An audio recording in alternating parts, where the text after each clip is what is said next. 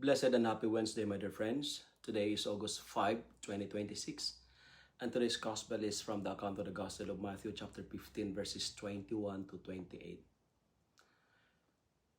Today's gospel speaks about the story of the Canaanite woman, and this story tells us one very important reminder for all of us. And what's that?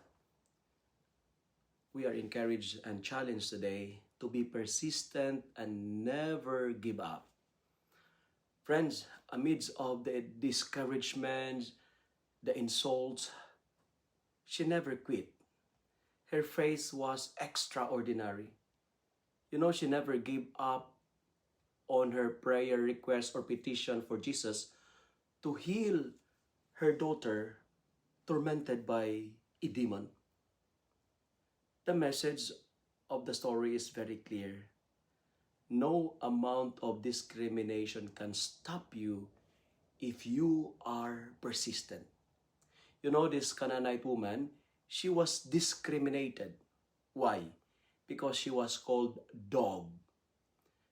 And second, Jesus did not answer her because most probably of a cultural hostility.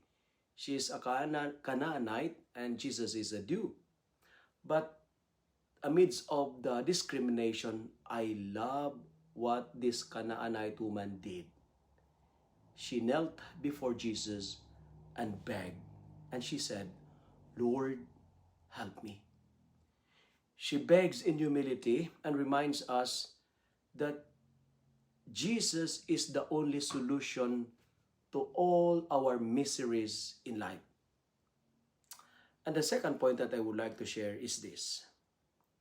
Be persistent, but don't be proud. Because God always rewards the humble. Like the Canaanite woman, walk humbly and stay humble. The Canaanite woman was rewarded by her faith. In a desperate situation, my dear friends, there is always hope for those who have faith.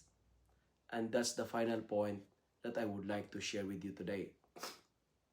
And let me end my reflection by saying, before I'm going to have my conclusion, today, never give up.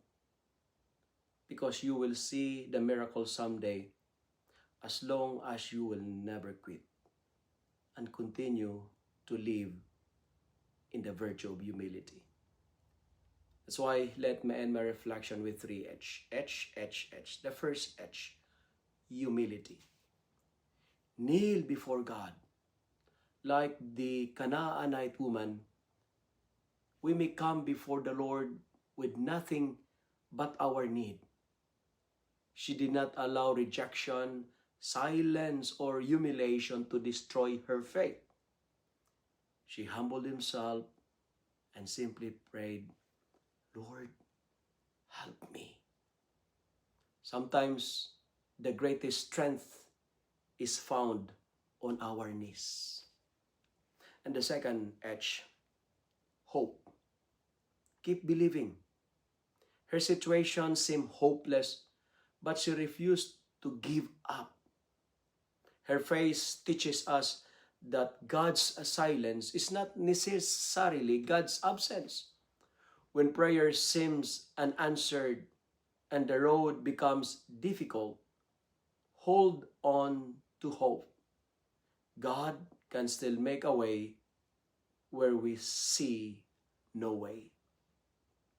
And final H, hold on. Meaning to say, never give up. The Canaanite woman teaches us to keep knocking, to keep praying, and to keep trusting. My dear friends, my dear brothers and sisters, today, never lose hope. Because we can finish our story well. Because our story is not yet finished. And it will be finished in the story that God is going to help us in our struggle. Never give up. What God is preparing may be greater than what you are presently going through. If you love and like this reflection, kindly share it with your friends, share it with your family. Make the Word of God viral so that many will be blessed. Amen.